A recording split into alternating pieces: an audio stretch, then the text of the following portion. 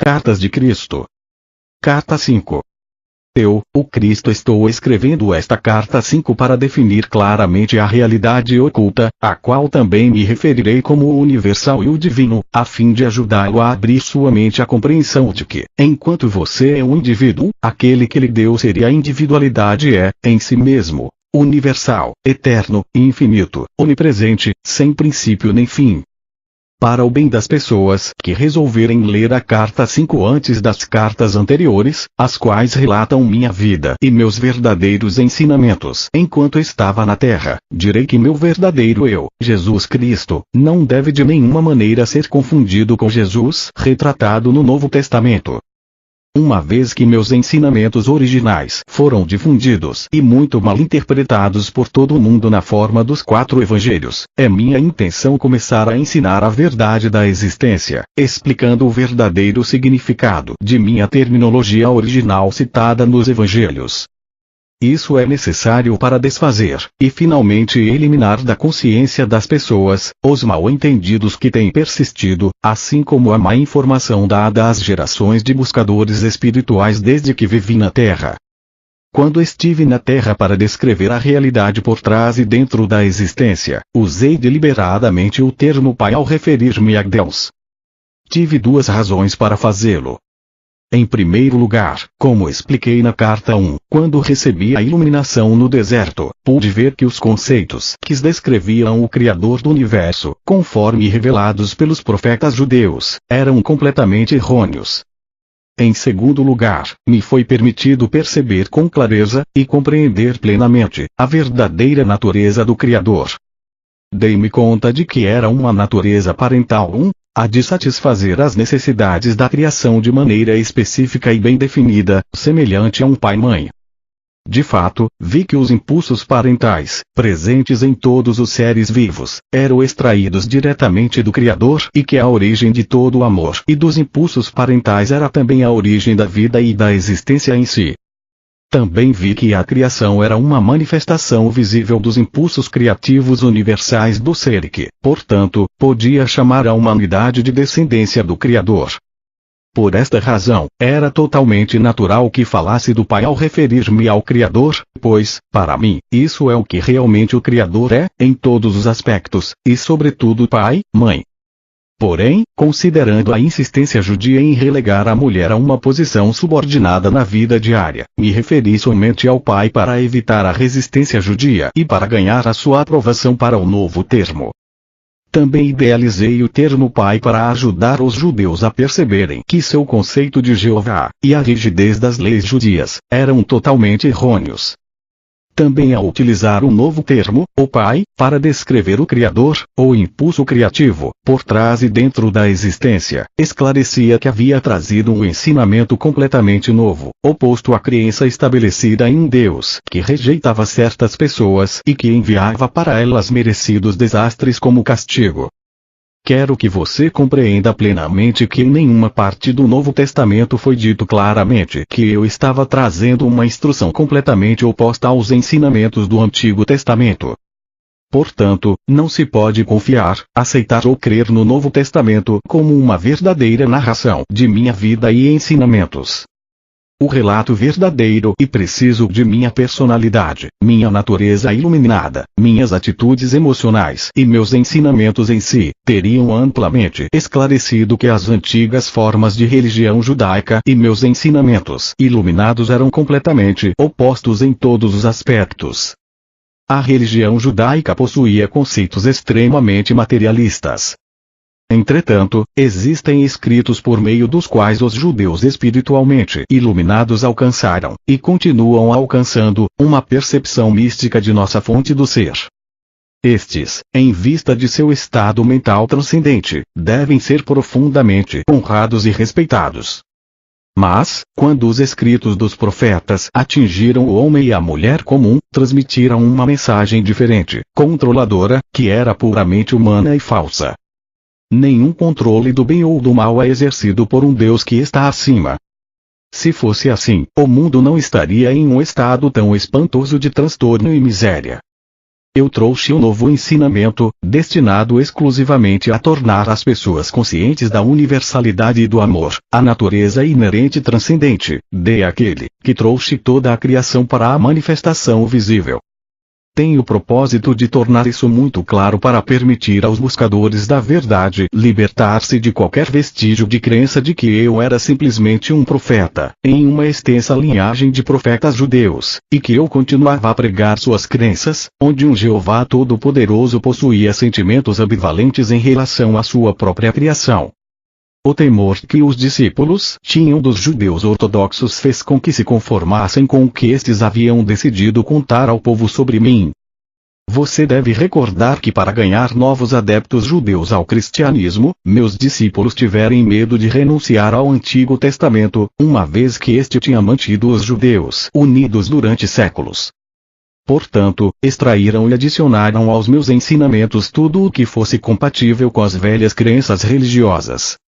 Minha genealogia foi traçada para assegurar aos judeus que eu descendia do rei Davi. Por que teriam se incomodado em fazer isso? A não ser que quisessem deixar claro que eu era judeu de linhagem antiga e que, portanto, era um legítimo candidato a Messias. Se realmente tivessem compreendido o que eu tinha vindo fazer na Terra, romper com o passado e lançar as bases para um futuro completamente novo de compreensão e atividade, teriam feito um esforço maior para assegurar que o povo compreendesse os verdadeiros propósitos que me impulsionaram até o dia de minha morte. Porém não o fizeram, e obscureceram muito do que tentei ensinar.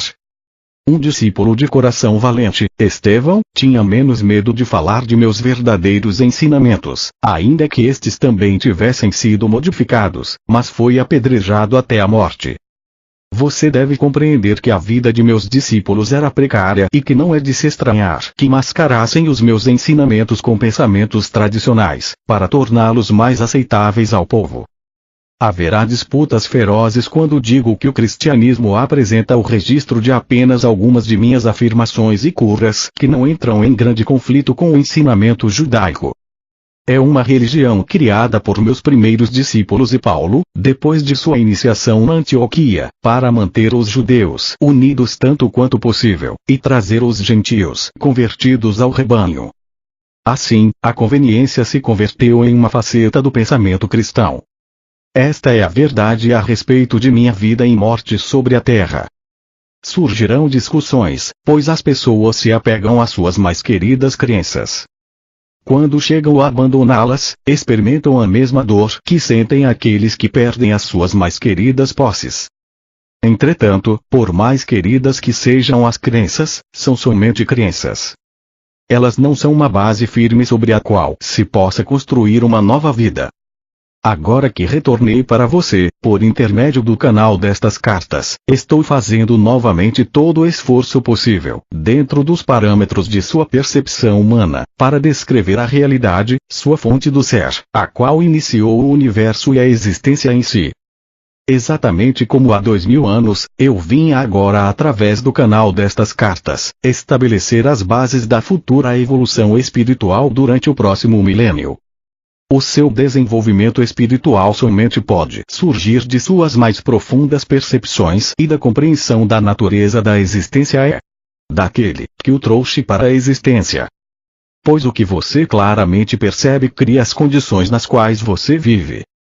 A humanidade, por não ter compreendido as suas verdadeiras origens espirituais, está constantemente envolvida em guerras, gerando condições terrenas que são uma desgraça para a consciência humana, além de uma fonte de todo tipo de sofrimento.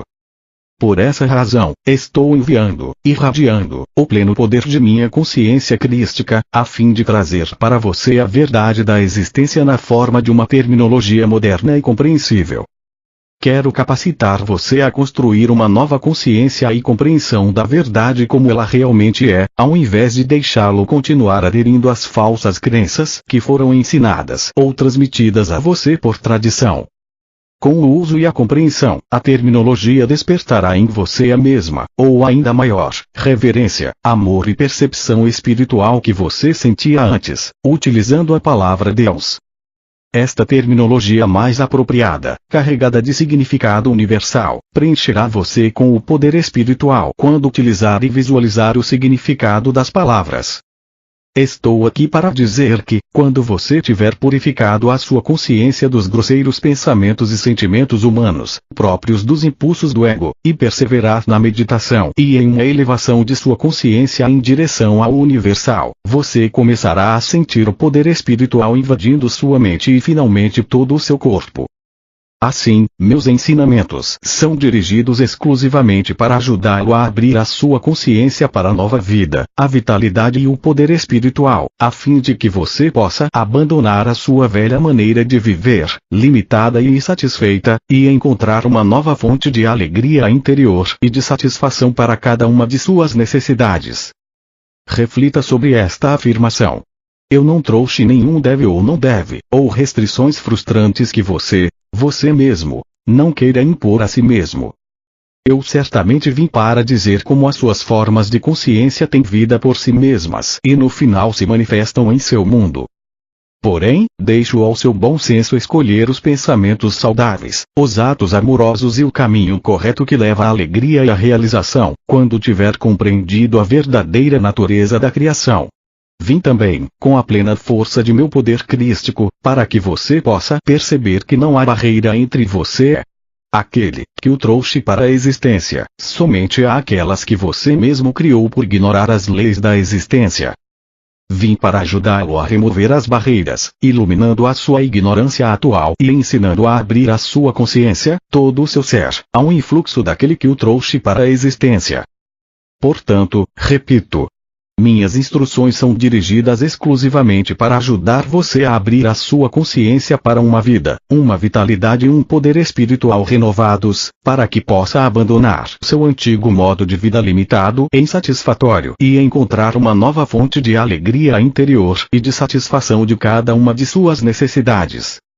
Eu espero, com o amor divino, que você alcance este supremo estado de ser antes que passe para a próxima dimensão, a fim de que a sua passagem possa ocorrer sem sofrimento e sua transição seja sublime. Este é o único propósito que motiva estas cartas. A afirmação acima é um modo mais forte e poderoso de dizer em outras palavras o que eu disse quando estava na Terra. Busque primeiro o reino dos céus, e todas as coisas boas serão dadas a você em acréscimo. Não fiz esta afirmação para convencer as pessoas a serem boas. Anunciei um fato da existência. É preciso que compreenda, completa e claramente, que aquele que você chama de Deus, e a que me refiro como universal, não possui nenhuma das características humanas que são atribuídas a ele pelas muitas religiões.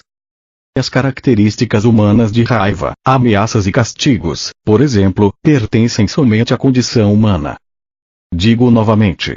Eu, o Cristo, desci para ditar estas cartas expressamente para livrar sua mente das antigas imagens formadas com palavras humanas, cunhadas pelos profetas. É minha firme intenção substituí-las por descrições do poder, da consciência universal, a qual realmente cria, move-se e apoia o universo visível e todas as demais dimensões para além de sua percepção e compreensão atual. Também estou aqui para contar que estes outros universos e dimensões se abrirão e estarão acessíveis à sua consciência quando o conhecimento traçado nestas cartas for absorvido e se converta na própria matéria de sua consciência individualizada. Finalmente, a morte significará uma feliz transição de uma dimensão de existência limitada para outra mais luminosa e poderosa. Quando estiver adequadamente purificado espiritualmente, você saberá que está maduro para emergir da cápsula do corpo, e você sairá, aliviado por estar livre das limitações físicas, para entrar em uma dimensão de amor, beleza e maravilhosa existência. Você perceberá a morte como ela pode ser, o que realmente é para as almas iluminadas, uma gloriosa transição, um presente de vida maior, de grande criatividade, e uma experiência de ser extasiante como você nunca sonhou. Também quero deixar claro que muitas e muitas pessoas acreditam que podem viver uma vida frutífera e realizada, seguindo milhares de diferentes mestres do pensamento positivo. Mude a sua consciência, eles dizem, e você mudará a sua vida. Isso é verdade até certo ponto. Porém, para os buscadores que estão em evolução espiritual, tal mudança de consciência ainda deixa certa aridez de espírito e um anseio de algo mais.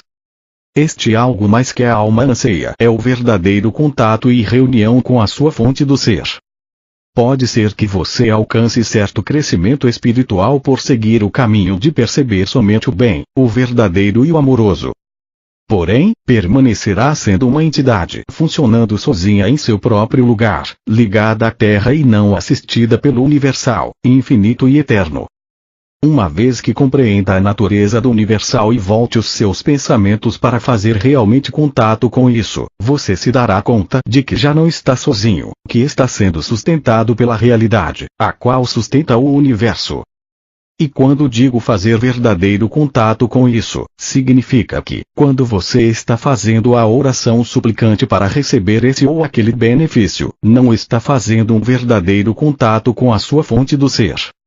Certamente a fonte do ser recebe a oração, e frequentemente obtém-se uma resposta rápida que satisfaz a necessidade, inclusive tal como foi pedido. Porém, o verdadeiro contato com a fonte de seu ser será experimentado somente quando você tiver purificado suficientemente a sua consciência do impulso grosseiro do ego humano e quando tiver passado algum tempo meditando e estendendo regularmente sua consciência, de maneira emocionalmente poderosa, em direção à fonte, buscando conexão, renovação e repouso do espírito. Este é o verdadeiro propósito por detrás da existência. Uma constante e mútua reciprocidade de comunicação entre a fonte de todo ser e a criação. Aqui lembro a você que, quando eu vivia na Terra, todos os dias dizia aos judeus, com muita clareza, que, por mim mesmo, não posso fazer nada. Continuamente declarava que é o Pai quem faz o trabalho, não eu. Eu vim neste tempo para capacitar você a fazer a sua transição de uma consciência humana presa à Terra para uma consciência de iluminação, quando a pessoa sabe que finalmente conhece a verdade do ser. Sem dúvida, a pessoa que é profundamente religiosa, permanentemente doutrinada com o dogma religioso é a teologia, judia, cristã, muçulmana, hinduísta ou qualquer outra crença religiosa, encontrará dificuldade, inclusive dolorosa, a princípio, para aceitar e fazer bom uso destas cartas, pois uma mente condicionada e programada é como concreto. As crenças entranhadas e usadas como talismãs, apoio emocional e como afirmações para dar força em momentos de crise, são emocionalmente gravadas no subconsciente. Normalmente elas incorporam um temor de ofender a Deus, ao contemplar e avançar para uma verdade mais elevada. A menos que haja um anseio sincero de conhecer a verdade do ser para além das crenças tradicionais, estes padrões mentais tornam-se quase impossíveis de aniquilar na mente e nas emoções e bloqueiam o verdadeiro progresso espiritual. Vim expressamente para ajudar aqueles que têm vontade de mover-se para além destas barreiras em direção à iluminação verdadeira. Portanto, se você sente intuitivamente que as palavras nestas páginas são a verdade e sente-se atraído por elas, tenha confiança de que está pronto para começar o caminho espiritual que se esboça nestas cartas. Eu estou à disposição para dar a você a coragem para seguir adiante até alcançar a meta, a verdadeira iluminação espiritual, a renovação da vida, a força de vontade e a descoberta do que eu chamei de o reino dos céus. Diariamente, a oração e a meditação sincera permitirão a você alcançar a purificação mental, e, gradualmente, a verdade e a compreensão substituirão os antigos mitos que foram tão importantes para você algum dia. Antes de começar os ensinamentos que se seguirão, eu, o Cristo, tenho que lembrá-lo de que seu universo não é sólido. Como provavelmente você já sabe, de acordo com os seus cientistas, a matéria sólida, a substância visível do mundo, é de fato composta de partículas de energia. A verdade do ser de sua dimensão terrena repousa sobre esta realidade fundamental da criação. Para compreender meus ensinamentos referentes à verdade do ser, é necessário captar esse aparente vazio fundamental, subjacente a todo o seu mundo criado. A maioria de vocês conhece esse fato da existência de maneira intelectual, mas isso não foi ainda nem remotamente filtrado pela sua consciência para dar a vocês uma nova perspectiva do mundo e da existência em si mesma. Como vem fazendo há milênios, vocês continuam pensando que o seu mundo é sólido e que as condições do corpo e de todo fenômeno externo estão fora de seu controle. Vocês acreditam que são vítimas da existência e suas vidas diárias refletem esta crença. Entretanto, a verdade é o contrário. Portanto, é absolutamente necessário para mim retornar para ajudá-los a avançar em direção a uma percepção mais elevada da verdade. Como disse na carta 1, depois da iluminação no deserto, eu voltei ao meu mundo de cidades e vilas da Palestina. Imediatamente comecei a controlar os elementos da matéria, nos lugares onde via necessidade de ajudar aqueles que estavam em privação ou sofrimento. Vim para mostrar a vocês exatamente por que eu pude fazê-lo. Como revelei na carta 1, durante o tempo em que recebi plena iluminação no deserto me foi mostrado que a matéria não era realmente sólida. Não me foi dado entender exatamente como as partículas elétricas, que chamei de cintilar de partículas, tomavam a aparência de matéria visível.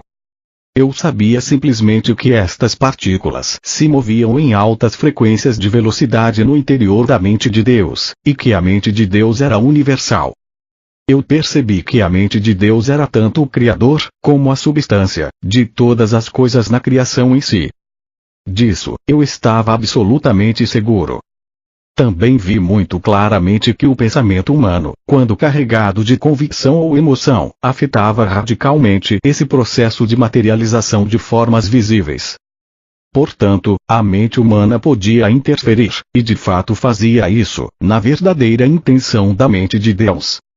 Esta foi uma compreensão emocionante e entusiasmante, pois percebi que os mitos que os rabinos judeus me ensinaram eram claramente falsos. Imediatamente os eliminei de minha mente. Abracei a verdade com entusiasmo, pois compreendi por que as pessoas experimentavam a miséria e o sofrimento. Isso emanava de seus próprios processos de pensamento. Também me foi dado ver as comunidades de partículas vivas, que a ciência chama de células, trabalhando dentro de todo ser vivo. Eu estava consciente da harmonia divina controlando o funcionamento das células, as quais ativamente construíam e mantinham as distintas partes dos corpos físicos de todas as criaturas vivas e das plantas, grandes e pequenas. Por essa razão, utilizei frequentemente a paisagem para dar exemplos da imanência e da atividade do Pai nas menores manifestações da vida selvagem, como nas plantas e nos pássaros, por exemplo. Como expliquei com clareza nas cartas de 1 a 3, chamei a mente de Deus de Pai porque pude ver, perceber, a verdadeira natureza da mente de Deus. Eu estava seguro de que retornando ao povo da Palestina para descrever as revelações que havia recebido, eles compreenderiam que suas crenças, as quais tinham sido gravadas em suas consciências pelos rabinos, eram completamente falsas. Eu vi que a verdadeira natureza da mente de Deus era a forma mais elevada do amor divino e que isso podia ser visto consistentemente ativo em cada ser vivo. Como disse anteriormente, esse conhecimento me permitia fazer milagres e controlar os elementos onde fosse oportuno e necessário. Assim como me dediquei a explodir os mitos que aprisionavam as mentes dos judeus da Palestina, eu agora anseio mostrar a vocês que muitas das teorias propostas por seus cientistas surgiram como uma forte reação aos dogmas e doutrinas da Igreja anos atrás. Para compreender esta afirmação você deve perceber que, antes do tempo de Darwin, quando várias igrejas cristãs tinham a mente do povo sob seu domínio, era geralmente aceito que o universo havia sido criado exatamente como estava escrito no Gênesis do Velho Testamento bíblico. Quando os homens da ciência tentaram anunciar suas descobertas e teorias, foram obrigados a descrever suas novas crenças na presença de uma enorme oposição religiosa. Em consequência, eles acreditaram ser necessário utilizar grande parte de sua energia mental para provar que as afirmações dos profetas eram errôneas. Mas ao fazer isso, esta estratégia causou a perda de sua clareza de visão, e eles se tornaram impulsionados pelo ego. Daí em diante, qualquer percepção intuitiva que fosse proposta por alguém da comunidade científica era ridicularizada, rejeitada e posta de lado por outros cientistas. Por causa desse clima mental, o pêndulo da investigação da verdade oscilou exclusivamente para a invariável crença na razão e na lógica, aprisionando o intelecto humano no materialismo, ao buscar as respostas acerca das origens da vida e da existência. Assim, é absolutamente necessário para mim refutar algumas teorias científicas e mostrar que são tão errôneas quanto as chamadas verdades da doutrina cristã. Ao chegar a algumas destas teorias, tanto os cientistas como os homens da igreja têm mergulhado no reino de absurdas suposições não provadas, para responder a perguntas que não poderiam ser respondidas somente com a mente terrena. Mesmo tendo a ciência relatado que a substância de seu mundo material é composta basicamente de partículas elétricas que estão em movimento com grande velocidade no espaço, ela é incapaz de explicar por que tais partículas de energia tomam a forma e a densidade da matéria. Ela apenas afirma que existem forças de fusão que casualmente criam os elementos. A ciência não pode dizer a você qual é a força de motivação que atrai as partículas que formam os elementos. A ciência tampouco pode explicar de onde vêm originalmente tais partículas de energia. Apenas afirma que foram liberadas durante o Big Bang, o qual, acreditam, deu o primeiro impulso para a criação. Por que um repentino Big Bang? Do que? Qual foi o fator de motivação por trás dele? A ciência fala de eletromagnetismo, porém não pode dizer de onde vêm tais energias que aparecem e desaparecem. Para onde vão? Por que vão? De uma perspectiva humana, não parece haver atividade inteligível dentro ou por trás desse trabalho.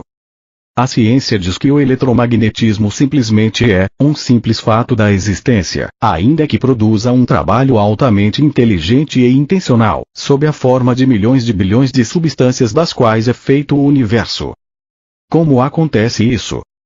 Não há nada que o eletromagnetismo tenha tornado visível, que a mente humana possa considerar como sem propósito ou sem significado. A ciência ignora este mais básico e vital nível da criação.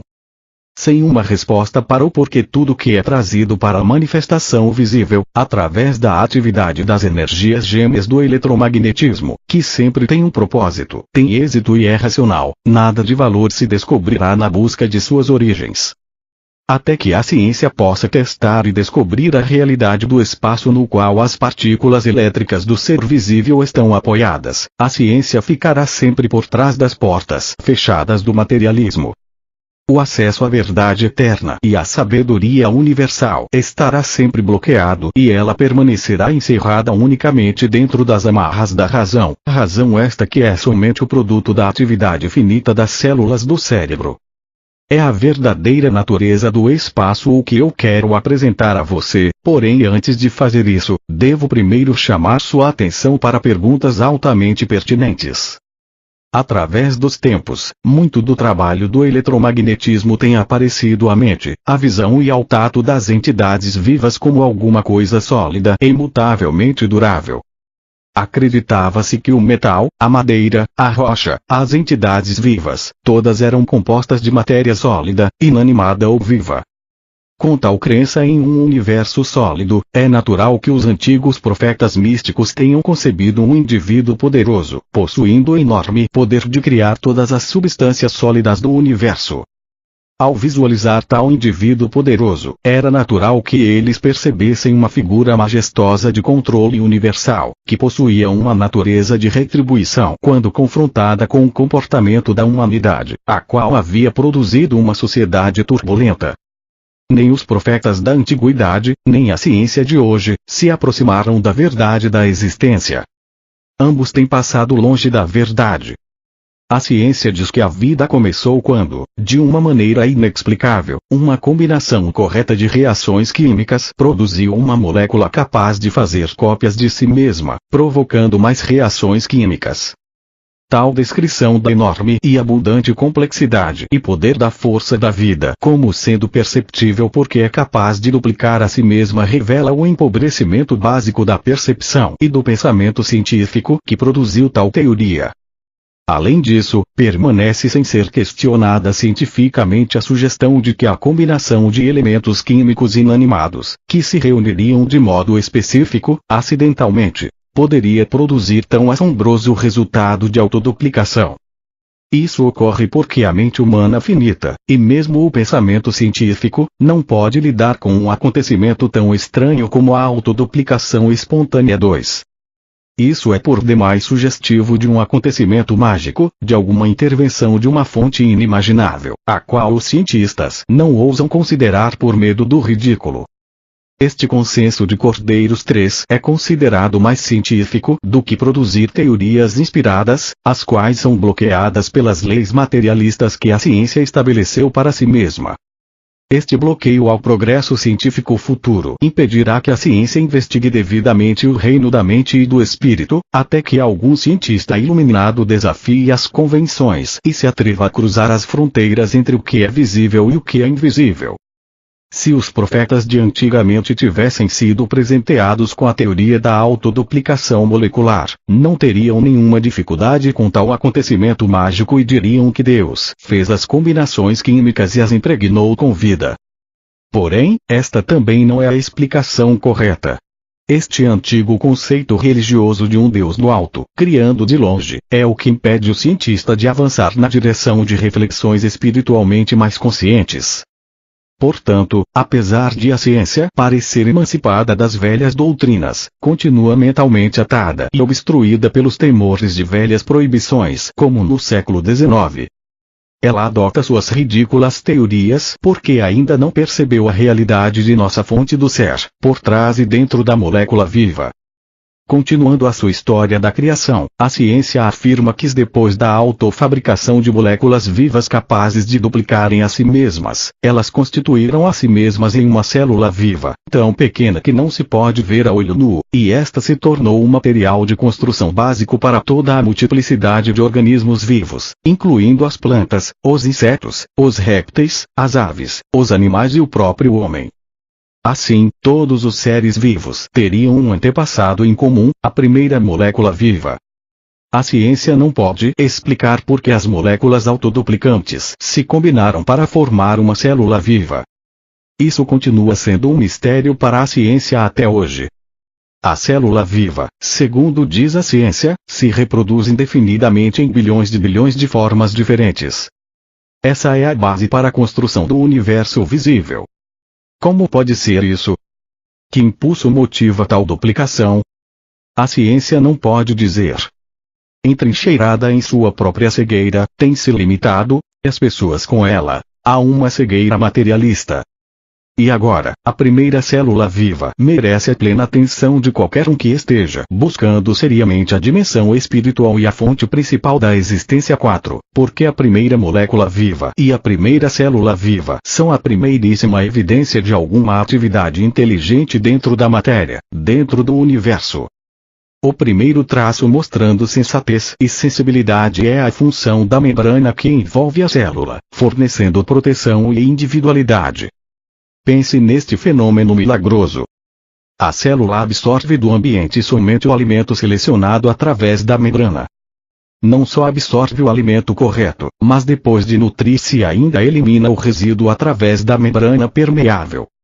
Você deve perguntar a si mesmo: como pode a membrana puramente física da célula, invisível a olho nu, distinguir e selecionar o alimento correto, objetivando aumentar seu bem-estar e ter suficiente discernimento para desfazer-se da matéria tóxica não desejada? Você não vê um alto grau de propósito em toda esta atividade. Você pode acreditar que este propósito seja acidental. E o propósito não é a grande marca da inteligência. E mais, a membrana da célula continua a fazer esse trabalho de selecionar o alimento e descartar a matéria tóxica, em bilhões de diferentes circunstâncias e condições relacionadas com a sobrevivência de diferentes espécies, em diversos ambientes. Isso não é a evidência do propósito que se mostra dentro de cada ação de cada espécie, sejam insetos, plantas, répteis, aves, animais ou seres humanos. Não seria possível descrever o universo como o consistente e constante impulso do propósito tornado visível no reino da matéria visível. O espírito do propósito é um elemento físico, ou um elemento da consciência? E se você pode aceitar que o propósito é um impulso inegável de criatividade por trás da existência, então pode passar para a próxima percepção. Seu universo é a manifestação visível de uma evolução inteligente de causa e efeito evidente na matéria viva. Pois se a célula viva pode selecionar o alimento correto e também eliminar o resíduo tóxico, esta simples atividade demonstra um conhecimento da necessidade de digestão e de eliminação de tal resíduo para assegurar a contínua saúde da célula. Isso não é uma clara indicação de uma evolução inteligente de causa e efeito? E mais, a ciência diz que a célula contém um núcleo que poderia comparar-se ao cérebro humano, uma vez que transmite mensagens, e sua mais importante função é a de armazenamento de informação, a livraria que contém não somente os detalhes que se relacionam como uma célula, mas também os do corpo inteiro no qual ela reside. O fato é que ao investigar a célula a ciência descobriu que esta, em si mesma, parece ser um sistema de mensagens químicas, transmitidas de um modo proposital, inteligente e inteligível. Como poderia acontecer isso se as origens das moléculas da célula fossem apenas elementos químicos inanimados? Você poderia duvidar de que por trás de cada mensageiro com uma mensagem a transmitir, há um pensamento inteligente ou consciência?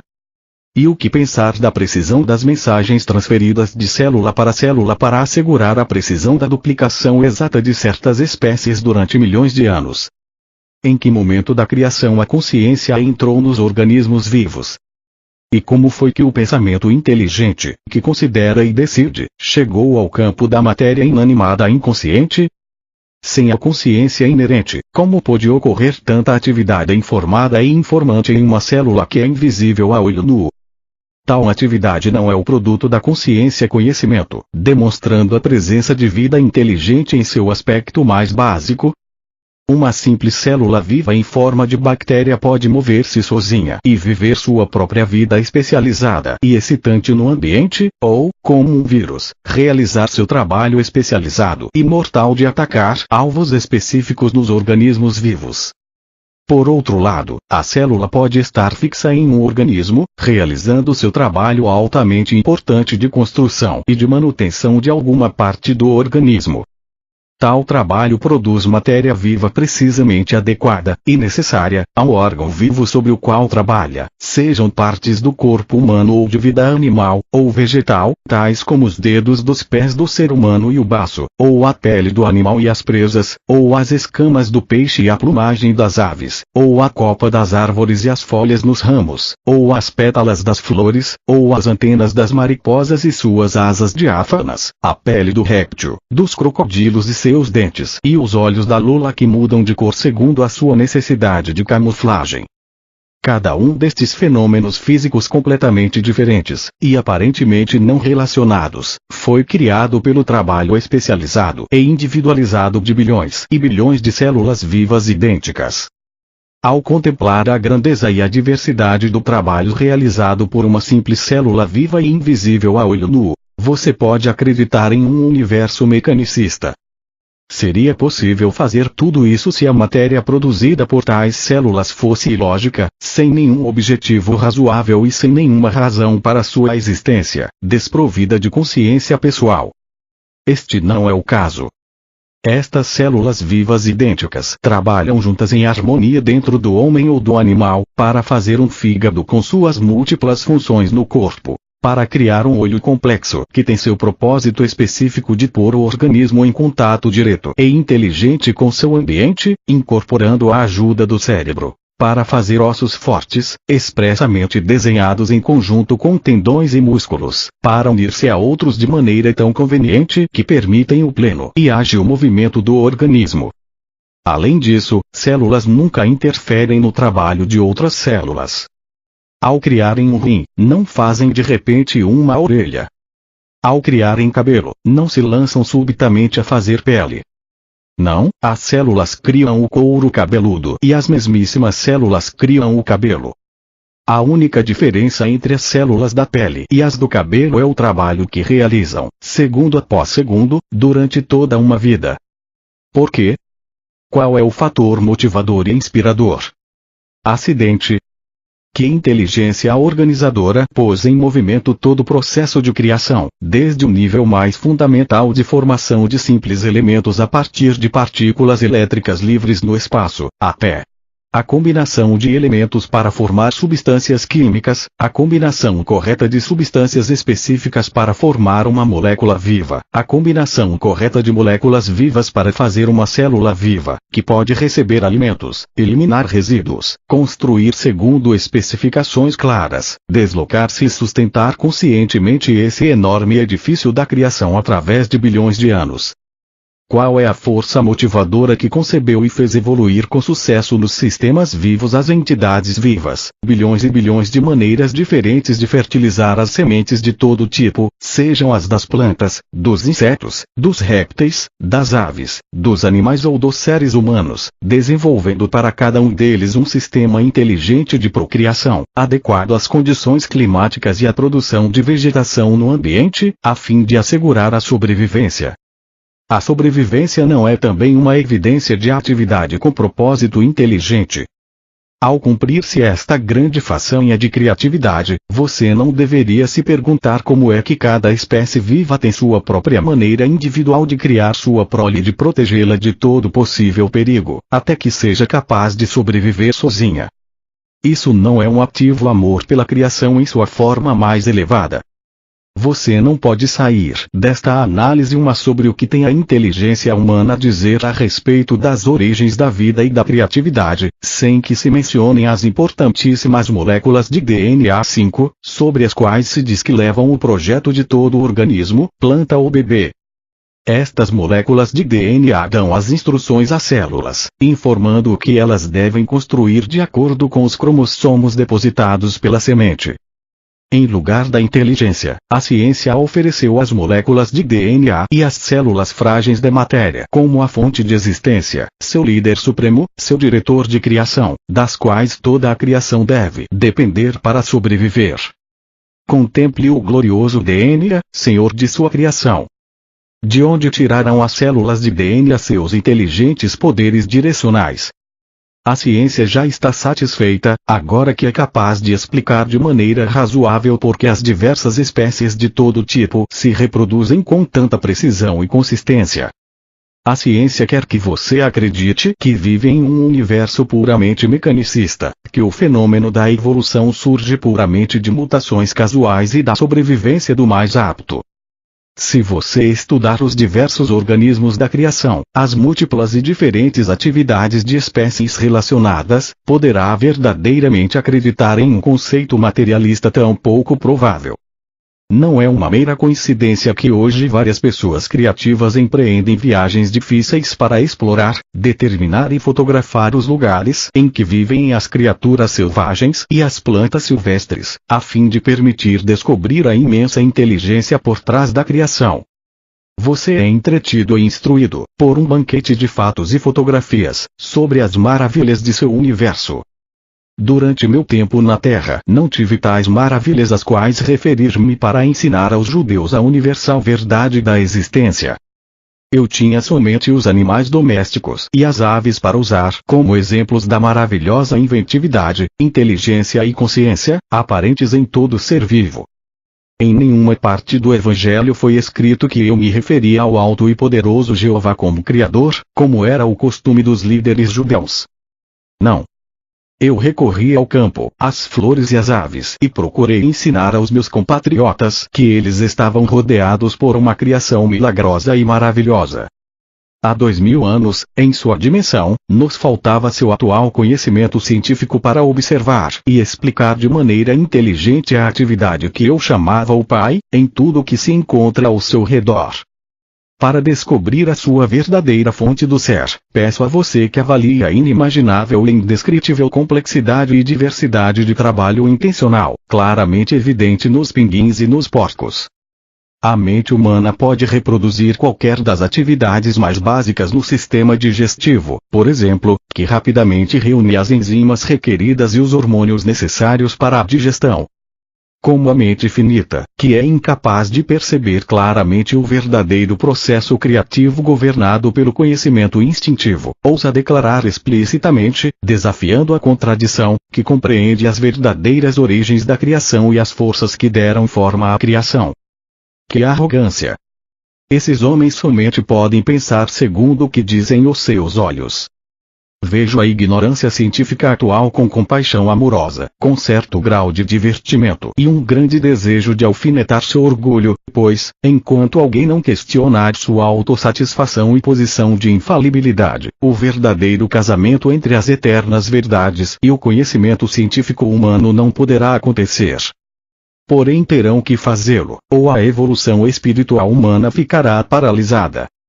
Os cientistas têm a mente excessivamente cheia de conhecimento livresco especializado, de fórmulas e equações aceitas, e têm também uma grande necessidade de aprovação e reconhecimento dentro da comunidade científica, o que impede a penetração mística de inteligências mais elevadas. Peço aos leitores destas cartas que formem uma associação para em meu nome desafiar a ciência e perguntar: em que momento da evolução do mundo material a consciência foi percebida pela primeira vez? Repito, e digo isso seriamente. Pergunte ao cientista em que momento da evolução do mundo percebe-se pela primeira vez a consciência?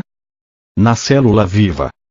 Se a resposta for a célula viva, pergunte se a consciência já era perceptível nas moléculas vivas, que se combinaram para formar a célula, e se envolverem em uma membrana tão inteligentemente desenhada que permitia o consumo de alimento selecionado e o descarte de resíduo tóxico. Como ela reconhecia o resíduo tóxico? E se aceitar que a consciência poderia estar presente nas moléculas vivas, não seria necessário perguntar se as propriedades químicas que formaram uma molécula viva não teriam possuído elas mesmas a consciência que finalmente as impulsionou e projetou em uma combinação viva para formar uma molécula.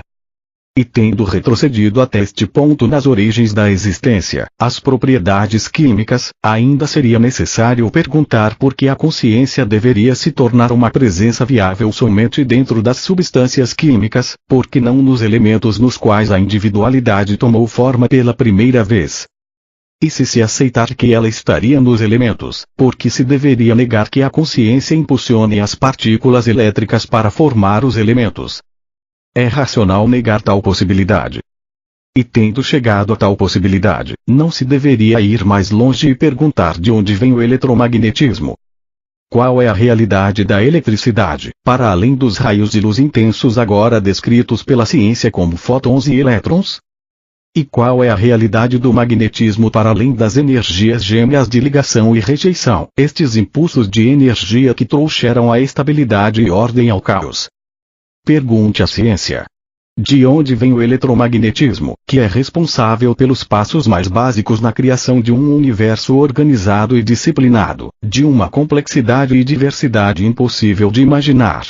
Tentarei agora explicar, com suas palavras, aquilo que está além das palavras e, neste momento, além de toda a compreensão terrena individualizada. Por isso, ainda que o intelecto ajude o cérebro a compreender as realidades espirituais que estou expondo para você, também cria uma barreira à verdadeira percepção e experiência espiritual. Por esta razão, considere as referências à dimensão universal final como simples proposições, ideias, vislumbres de formas resumidas de consciência da realidade por trás e dentro de seu universo. Leve cada uma destas ideias, uma a uma, à meditação. O que estou querendo explicar está inteiramente na consciência e é da consciência, sem parâmetros, nem fronteiras.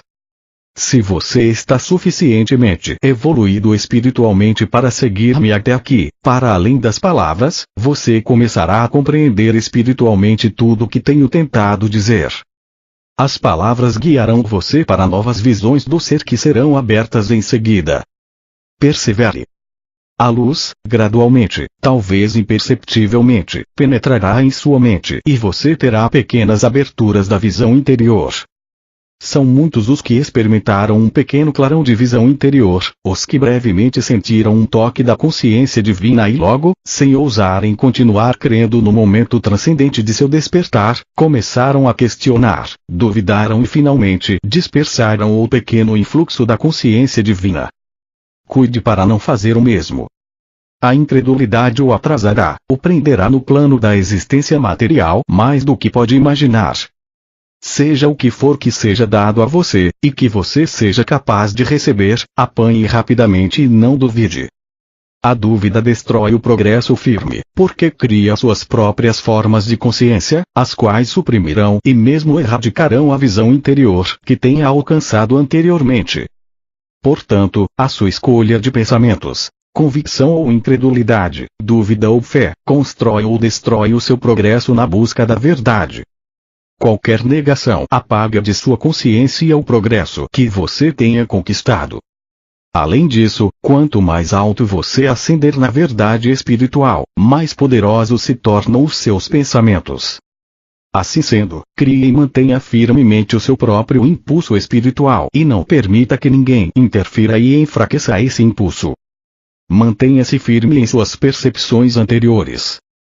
Em tempos de dúvida, navegue com pensamentos positivos, usando afirmações iluminadoras, agarrando-se às orientações inspiradoras prévias e recordando dos momentos em que suas vibrações de frequências de consciência estavam mais altas. Usando a força de vontade, escolhendo afirmações que contenham pépitas de ouro de verdade espiritual, retorne uma e outra vez a este nível mais elevado de consciência. Não se renda por preguiça mental aos altos e baixos das energias espirituais da consciência, nem se converta em uma gangorra espiritual. Enfatizo fortemente esse perigo de auto-obstrução. Torne-se ativamente consciente dele.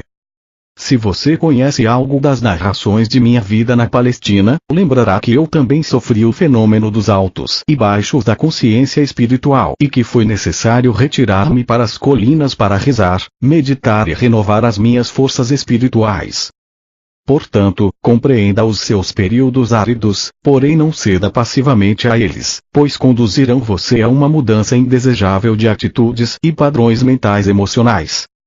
Recorra conscientemente à sua fonte do ser para receber nova força e para a elevação das frequências de sua consciência, e assim essas fases negativas se reduzirão enormemente em força e duração. Digo novamente, esteja atento para o modo como você usa a sua mente. Deixe que a sua atividade mental seja sempre construtiva, a fim de que ela possa contribuir para seu crescimento espiritual e não seja um contínuo obstáculo.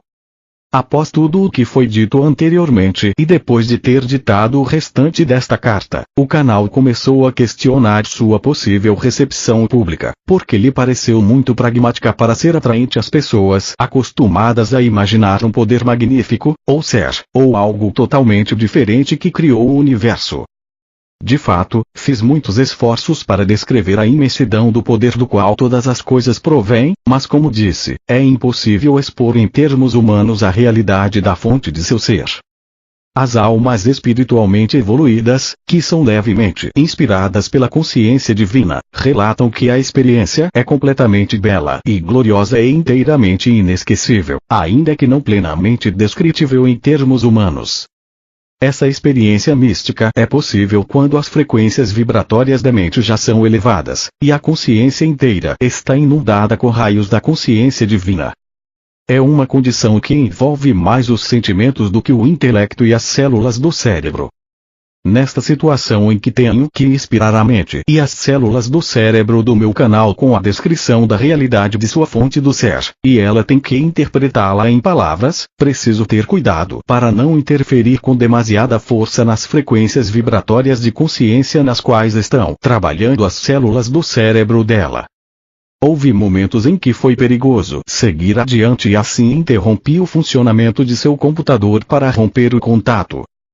Antes que comecem a estudar, meditar e absorver estas páginas, quero primeiramente deixar claro a todos aqueles que lerem estas cartas que meu propósito com elas é, antes de tudo, dissipar os mitos com os quais a minha personalidade humana e meus ensinamentos foram envolvidos.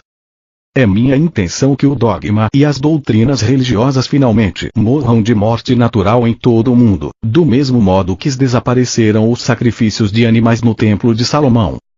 Em segundo lugar, vim também para ajudar as igrejas a deixarem suas noções arcaicas de Deus e de pecado.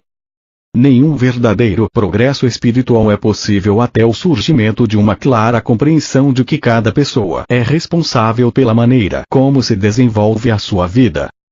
Em terceiro lugar, vim para retirar de sua mente as imagens de um Deus onipotente de magnificência, grandeza e poder ativo e ilimitado, que recompensa os virtuosos e castiga os malvados.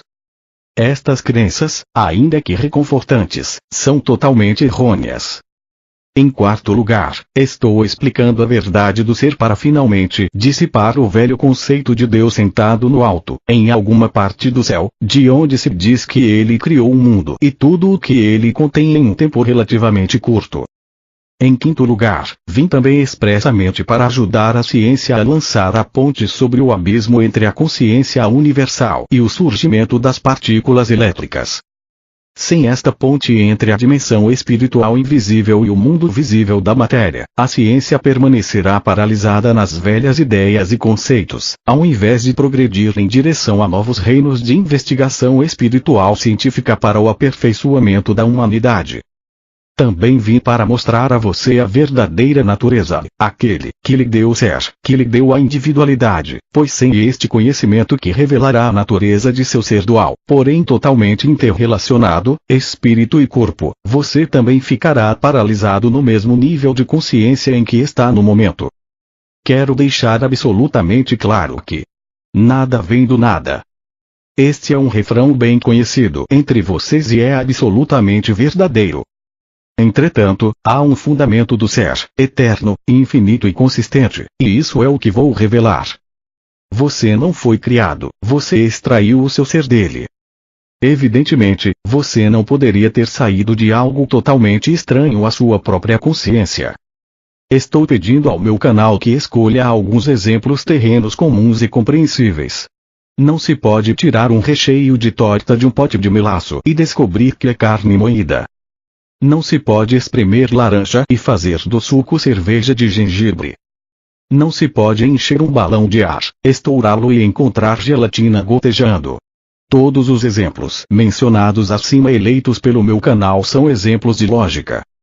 Quero que você perceba que o universo inteiro é uma manifestação de lógica e de efeitos lógicos consistentes, surgidos de relações de causalidade.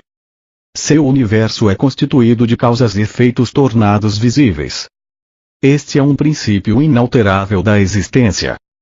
Se há casos de alterações, tais como experiências paranormais ou curas instantâneas, a pessoa mediana fica espantada e a ciência se nega a crer que tal coisa seja possível.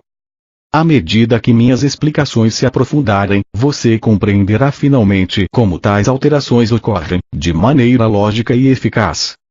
Em outras palavras, estas alterações ocorrem segundo leis espirituais naturais e sempre servem a um propósito necessário. Não há nada sem sentido em nenhuma parte da criação, nem sequer em uma formiga ou mosquito, a menos que a mente de uma entidade tenha nascido defeituosa ou tenha sido danificada. Assim, isso é claro. Você vive e opera em um universo físico que manifesta o grau mais elevado de inteligência e atividade com propósito na criação da matéria em si, nos corpos físicos de todas as entidades individuais, desde plantas até seres humanos. Infelizmente, esse alto grau de inteligência e cuidadoso propósito é apenas mínimo na consciência manifestada pelas mesmas entidades criadas, desde as plantas até os seres humanos. Em outras palavras, o corpo através do qual você vive e no qual pensa, sente e realiza suas atividades, manifesta em seus órgãos físicos e funcionamento um grau de inteligência e de propósito amoroso muito mais elevado do que o de sua consciência humana. Os interesses humanos estão principalmente envolvidos nos problemas da sobrevivência diária pessoal, do desfrute dos prazeres e da satisfação física e emocional. Para conquistar esses propósitos, a maioria das pessoas utiliza os produtos fabricados com matéria. Mesmo as mentes dos cientistas não podem desvendar totalmente os segredos ocultos da existência terrena e, apesar de todo o seu conhecimento científico, estão tão atolados nos caminhos da existência quanto aqueles que não possuem nenhum conhecimento. Portanto, é uma conclusão lógica que aquele do qual você extrai o seu ser físico é imenso, não somente em tamanho, mas também em uma imensidão de força de vontade. A vontade para autoexpressão e criatividade. Visualize durante um momento o tamanho do universo material, o Sol e seu calor, a Lua, o planeta Terra e o Sistema Solar, as galáxias de estrelas e o fato de que esta matéria visível é totalmente interdependente, e também dependente, do movimento dos corpos planetários e está sujeita às leis universais de função e movimento perpétuos. Este vasto universo teve suas origens no, e foi extraído do, fundamento de seu ser, e a totalidade da força e energia de vida do universo tem saído do mesmo fundamento do ser.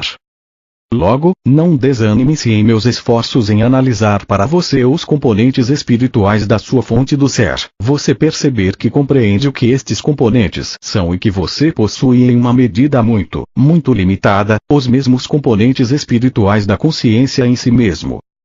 Você extrai tudo o que você é, espiritual, mental, emocional e fisicamente, de sua fonte do ser.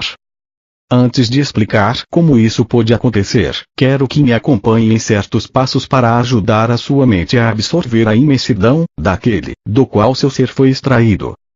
Depois de ler as próximas páginas até o final da carta, medite e visualize sobre cada parágrafo individualmente, pois somente deste modo as palavras começarão a crescer em compreensão e a assumir a realidade espiritual de seu significado verdadeiro.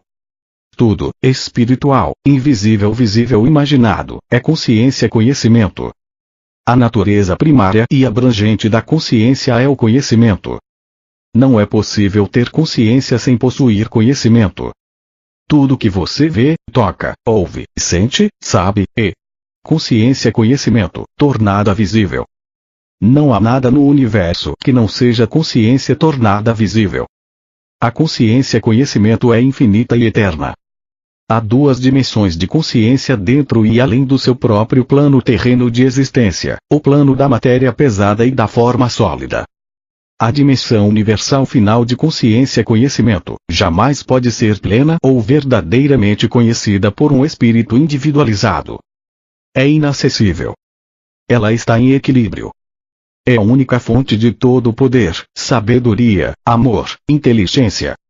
A dimensão universal de consciência-conhecimento em equilíbrio é um estado de silêncio e de quietude, a partir do qual vem o som, a cor, a forma individualizada e toda a criatividade visível no universo visível.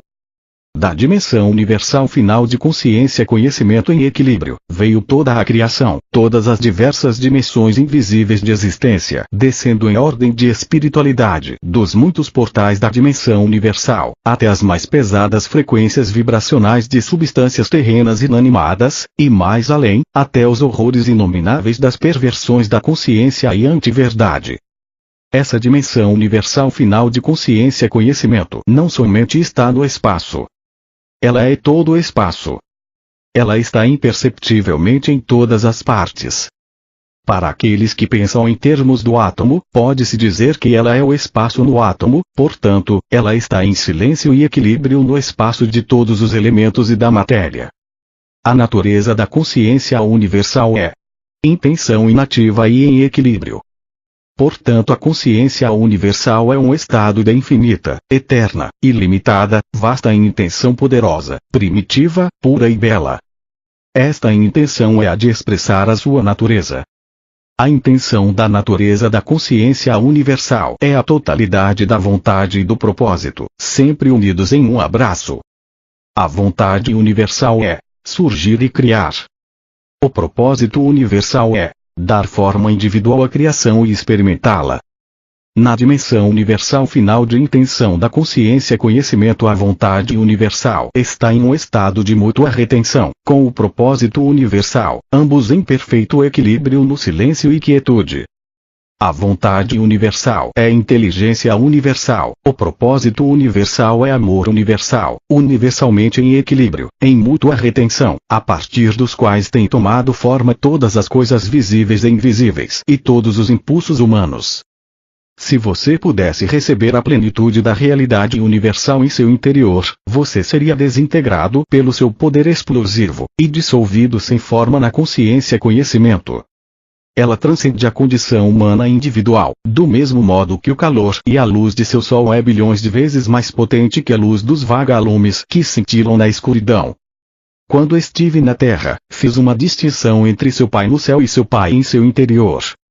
Quando falava de seu Pai no céu, queria dizer inteligência universal. Por causa da atitude dos judeus para com as mulheres, eu me referi somente a este aspecto da consciência universal.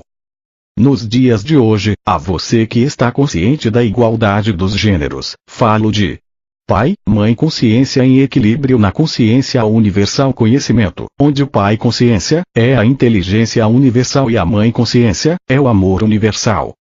O instrumento da energia criativa do Pai consciência, a eletricidade, está em um estado de mútua retenção, equilíbrio, com o instrumento da energia criativa da Mãe consciência, o magnetismo. Uma vez que o instrumento do Pai, Mãe, o eletromagnetismo, está em equilíbrio na consciência universal, ele nunca será detectado no espaço pelos cientistas, por mais que o investiguem. O impulso vontade do Pai consciência é atividade inteligente, em equilíbrio com o impulso propósito da Mãe consciência, que é nutrir para a sobrevivência. Pai, Mãe consciência é uma força impessoal poderosa, embora ela seja pessoal para você, mesmo antes de você buscar fazer contato com ela. À medida que evolua espiritualmente, você a sentirá, pois ela é a realidade do ser. Ela está em todas as partes e em todas as coisas. O Pai consciência é o amor inteligente, que proporciona energia inteligente e impulso ao mundo das formas complexas, é expressado fisicamente como eletricidade. Mãe propósito é a inteligência amorosa que proporciona o propósito e o impulso para a sobrevivência das formas complexas individualizadas, é expressada como magnetismo, ligação e repulsão. Esses são os impulsos originais universais de todo o ser da consciência universal, sua fonte de ser, inteligência, amor. Esse é o estado do ser antes da criação. Consciência conhecimento em um estado de equilíbrio. Quero que você entre de novo em um estado interior de equilíbrio consciente, onde a mente permanece em silêncio. Você controla o seu interior e sua mente e suas emoções não mais se dividem em atividade e sentimento. Pode ser que note um aumento de poder dentro de você, de força, paz e contentamento. Isso, expressado em você de forma individual, é o estado de ser do qual saiu a criação. Quero assinalar que o equilíbrio é impossível no momento em que se introduz o pensamento. Quero que você perceba que a dimensão universal é uma dimensão de impulso sem forma. Ela não contém nenhum projeto de criação. Ela está em um estado de forma não dividida. O equilíbrio, a mútua retenção entre os impulsos opostos, para deslocar-se e permanecer unidos, cria uma espiral infinita de energia autocontida. A energia autocontida de mútua retenção é simplesmente impossível de imaginar pela individualidade. Como eu disse anteriormente, se a individualidade pudesse entrar na dimensão universal dos impulsos mutuamente retidos de movimento e ligação, seria imediatamente desfeita e regressaria ao equilíbrio da consciência universal.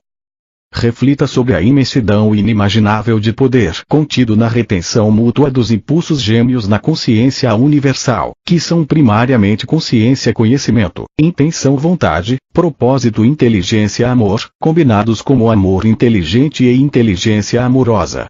Impulsos de movimento-ligação, repulsão-eletricidade, em equilíbrio, magnetismo. O exposto anteriormente descreve a ilimitada dimensão universal anterior ao Big Bang. Agora você sabe que o processo criativo Pai, Mãe e os instrumentos da criação física estão todos em estado de equilíbrio na dimensão universal, porém esse equilíbrio deve explodir para dar lugar à forma individual. Você sabe também que, em virtude de que os impulsos eternos infinitos estão contidos no estado de retenção mútua, esses impulsos são de uma intensidade inimaginável de energia, contra a qual a sua energia atômica contida na desintegração do átomo é um simples puff, um espasmo infinitesimal sem importância. Quero que compreenda plenamente tudo o que foi anteriormente dito, uma vez que a compreensão do que ocorreu no momento do Big Bang dará a você um vislumbre do que aconteceu no momento da explosão da consciência universal, que permitiu a criação da forma individual. A consciência universal foi despedaçada. A vontade e o propósito, Pai inteligência e Mãe amor nutrição, foram explodidos para trabalharem de maneira independente, mas também conjuntamente. Os seus respectivos instrumentos foram a eletricidade e o magnetismo. Da explosão do equilíbrio veio a grande intenção de autoexpressão. A consciência universal do ser se converteu no impulso da consciência individualizada demandando autoexpressão. A vida e o eu original são sinônimos na dimensão da matéria. Eles se converteram na consciência da matéria. O que é a consciência da vida?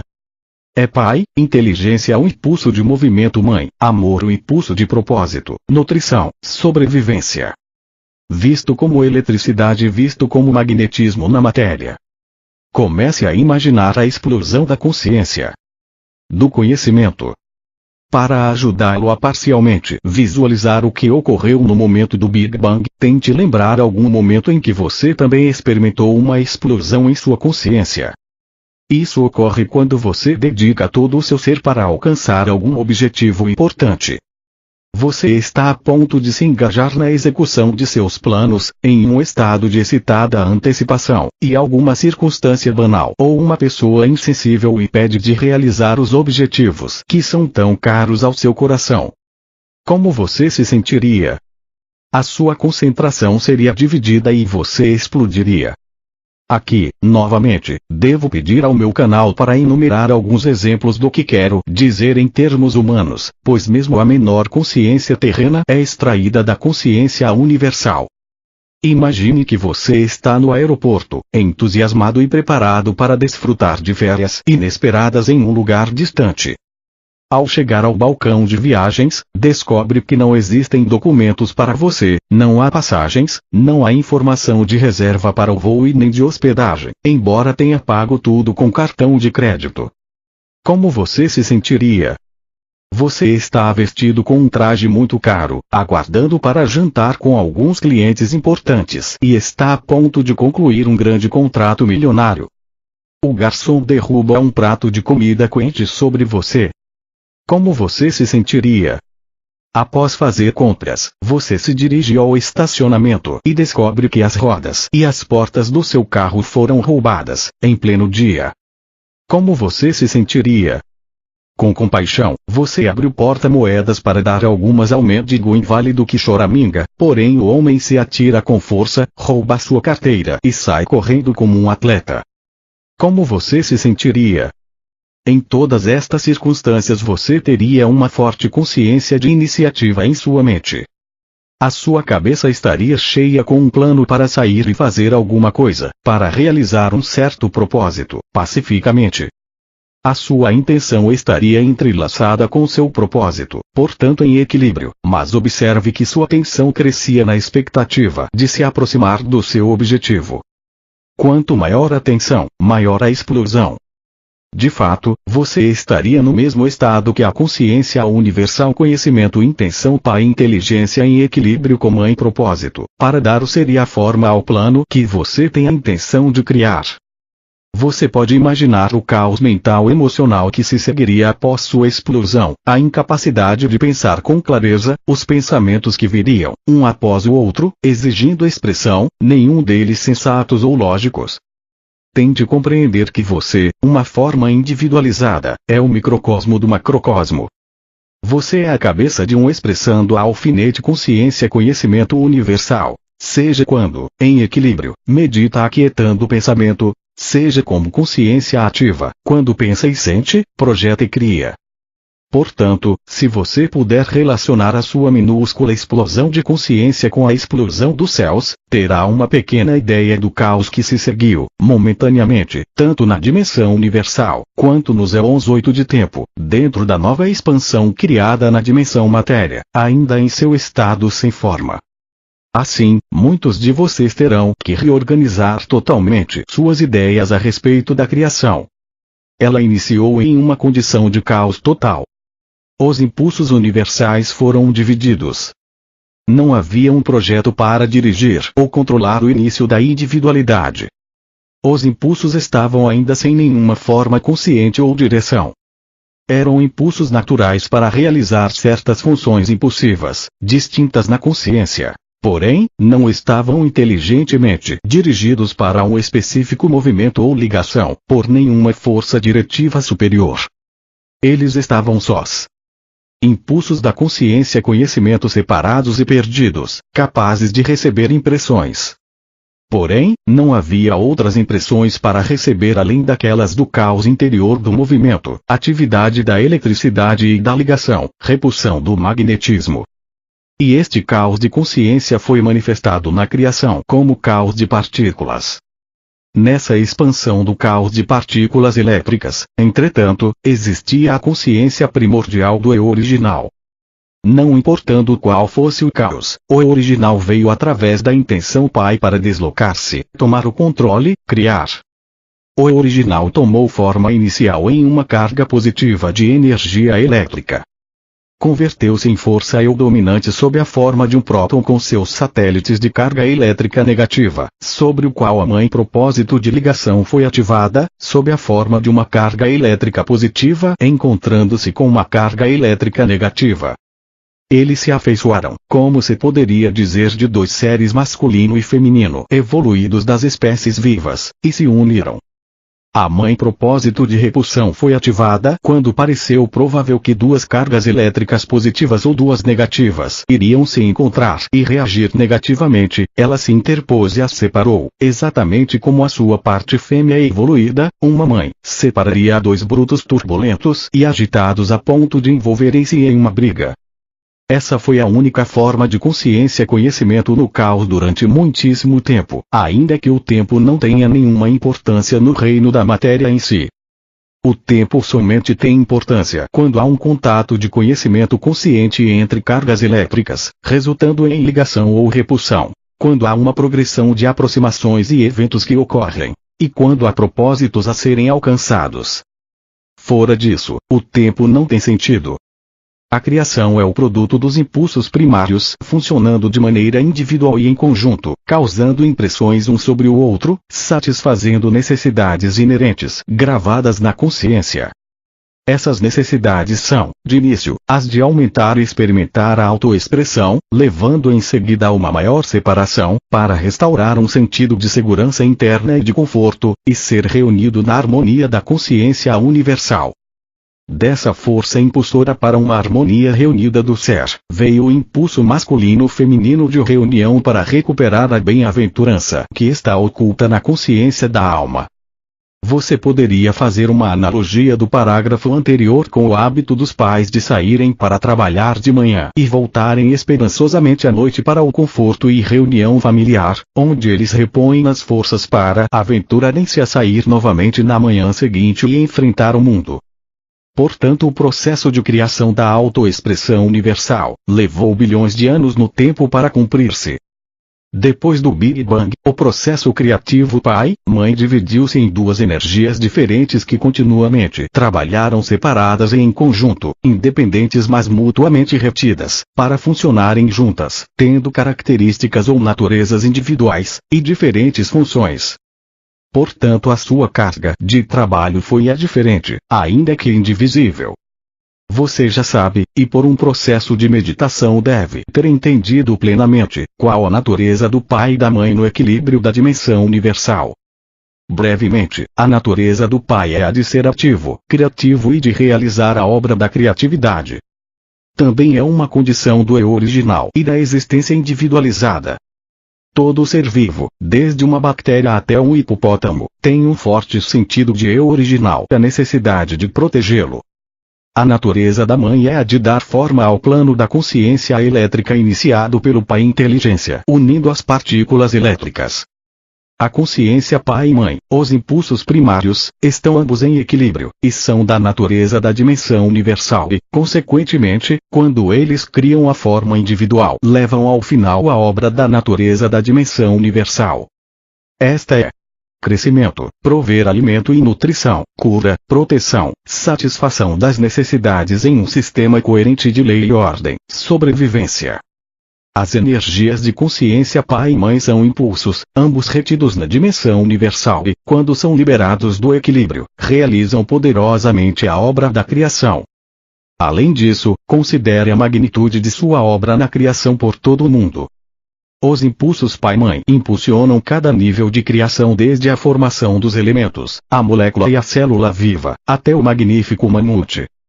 Eles também trabalham instintivamente dentro dos pais, impulsionando-os a unirem-se, conceberem, carregarem e criarem a sua prole. Alguns pais se ausentam depois do nascimento de seus descendentes, sejam eles ovos, filhotes ou seres humanos. Estes são os pais cujo sentido de eu original é maior que seu instinto inato de paternidade. É neste ponto que você deve se tornar plenamente consciente do significado de impulso. Pode ser que você ache que esta é uma forma de criatividade muito nebulosa. Porém, se refletir durante algum tempo, talvez se dê conta, no final, de que nenhum ser humano, animal ou inseto, nem mesmo uma planta, empreende alguma atividade na dimensão material sem uma pressão interior da consciência, a qual é o impulso. Este pode ser o de virar-se para o sol, correr, comer, trabalhar, dormir, fazer compras, ter um filho. Sempre, o impulso precede a atividade, inclusive a de piscar os olhos. E mais, não há nenhum impulso que inicie uma atividade que não esteja dirigida por algum propósito. As plantas giram as flores e as folhas para captar os raios do sol necessários ao seu crescimento. As pessoas correm para manter a forma, comem para satisfazer a fome, trabalham para ganhar a vida, dormem para escapar das tensões e recarregar as suas energias, vão às compras para se suprir de alimentos, tudo direcionado para a sobrevivência e o conforto pessoal. Então, os impulsos são a realidade por trás e dentro da criação.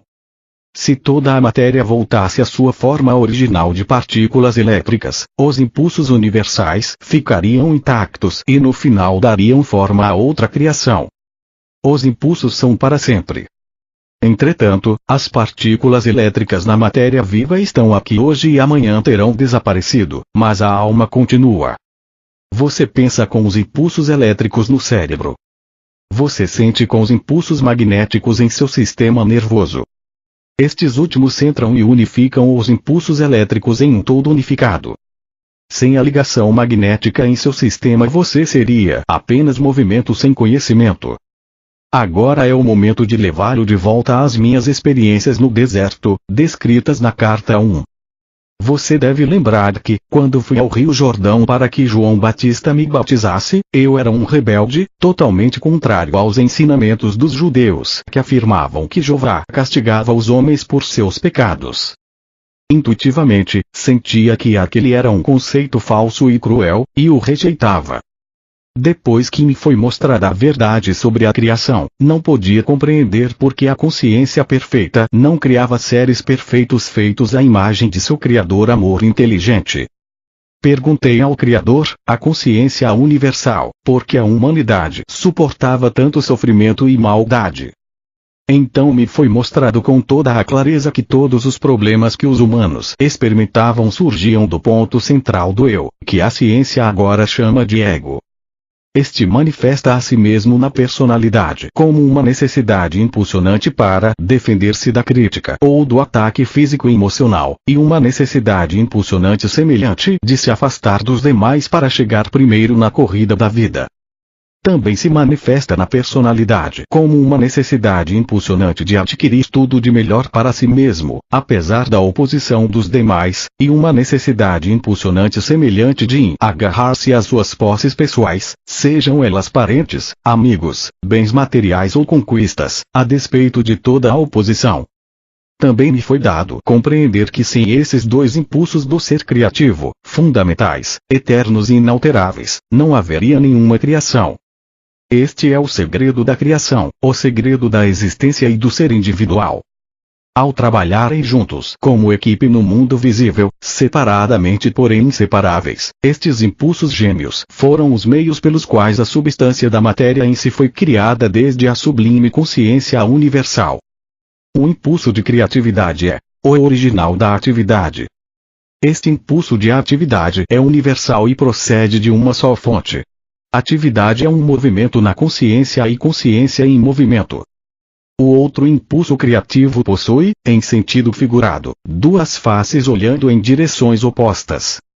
Elas são ligação, rejeição, trazer para o eu rejeitar, desde também conhecido como atração, repulsão, atrair para o eu, do repelir na consciência. Estes são os únicos meios pelos quais a existência terrena é realizada.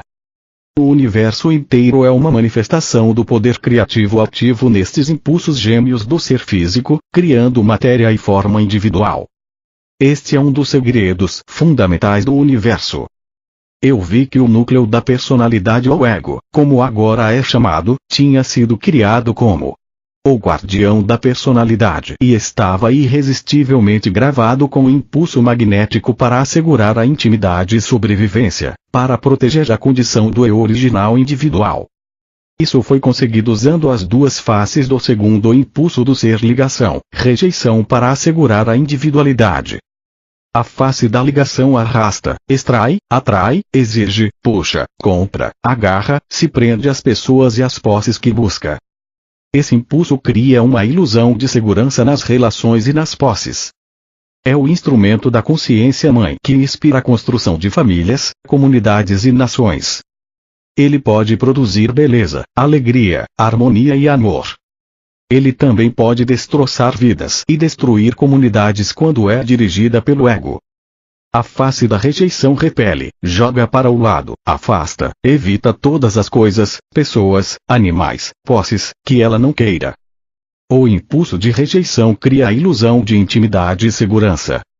Esse é o impulso que promove as rupturas nas famílias, nas relações, nas comunidades e nas nações. Ele é supostamente orientado para salvar vidas, assegurando proteção e intimidade, mas é uma força destrutiva quando seu direcionador é o ego.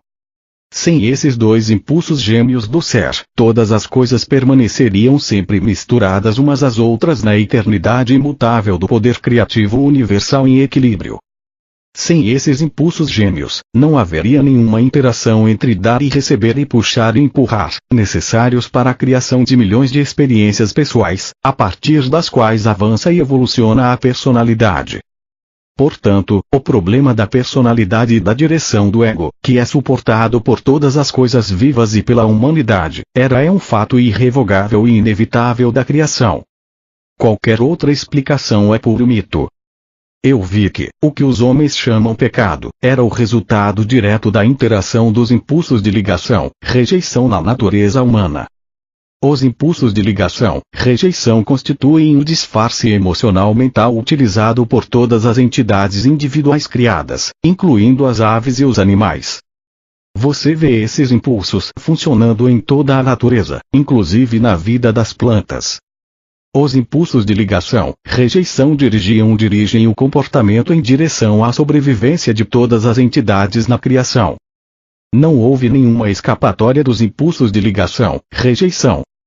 Esses impulsos gêmeos foram a fonte efêmera de todo conforto mundano, prazer e felicidade, e também a fonte de toda a enfermidade, miséria e privação no mundo.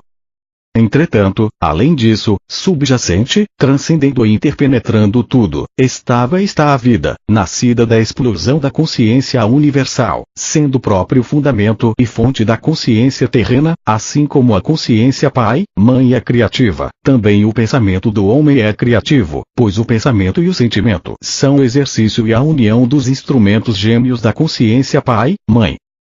Desse modo, esses impulsos de ligação, rejeição na personalidade individual tornam-se também altamente criativos, na medida em que determinam, e tornam visíveis, as formas de consciência das coisas desejadas e das coisas rejeitadas. Este é o segundo segredo fundamental do universo. Eu vi que o pecado era um conceito artificial, convenientemente idealizado por homens para descrever qualquer atividade humana que causava dor a outros. Era inevitável que todos os seres humanos, em algum momento, causassem algum tipo de aflição ou dor a outros por causa de sua tendência natural de arrebatar as coisas dos demais e de repelir com rudez aos demais, a fim de conseguir o que querem da vida. Essa propensão humana de ferir os outros em nada ofende a consciência universal, Deus, como afirmaram as religiões judaica e cristã. Somente a humanidade poderia compreender o significado da palavra pecado, uma vez que somente a humanidade e toda a criação que está submetida ao ser humano conheceria a dor, a privação e a miséria causados pelos dois impulsos fundamentais da individualidade, ligação, rejeição, que estão ativos na personalidade humana. O impulso inerente ao homem para proteger a sua própria individualidade o tinha feito estabelecer normas e leis para a sociedade humana. O poder criativo universal, amor, não tinha absolutamente nada a ver com o estabelecimento de restrições, limitações, leis e juízos humanos. Eu também vi que o poder criativo Pai, Mãe, Vida, fluía continuamente através de todo o universo, e era vida em minha mente, utilizando os impulsos gêmeos de pensamento e sentimento. Assim, qualquer poderoso pensamento ou sentimento imperfeito podia alterar e mudar o padrão de consciência das coisas criadas.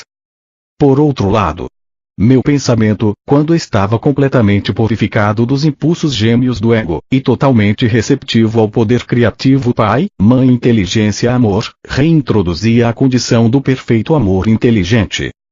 Consequentemente, uma condição que previamente tinha sido construída de modo imperfeito, como o resultado de um pensamento imperfeito, podia voltar a uma condição de integridade, mudando as atitudes e pensamentos egocêntricos para aqueles de amor incondicional. Minha mente era um instrumento do processo criativo total originário no universal.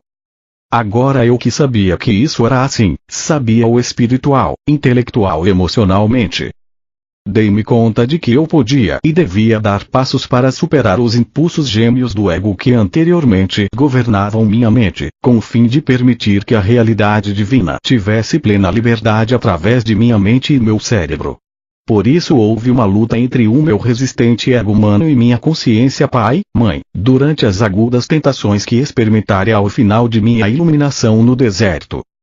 Satanás não teve nada a ver com o cabo de guerra que ocorreu dentro de minha consciência.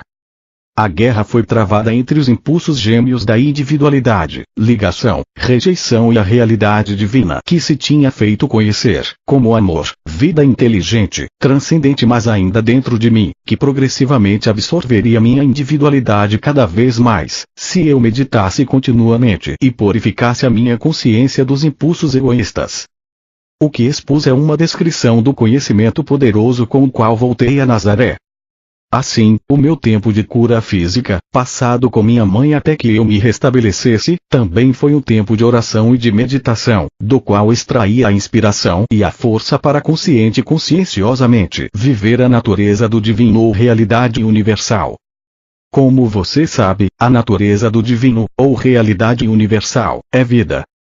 Quando ela está ativa na criação, ou também podemos dizer, na individualidade da criação, ela cresce, nutre, alimenta, regenera, cura, protege, assegura a sobrevivência, satisfaz as necessidades de tudo que foi criado, tudo dentro de um sistema de perfeita harmonia, cooperação, lei e ordem.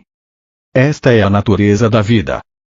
Toda a sua obra na criação se realiza de acordo com a natureza universal, e a promoção do bem mais elevado de todos os seres vivos.